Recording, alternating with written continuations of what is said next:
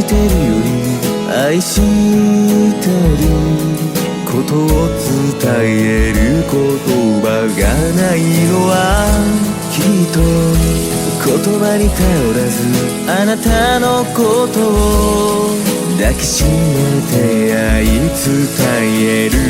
ためなのかな。あなたはいつも絶え間なく優しく包み込むような愛をくれる。あとどれくらいわがま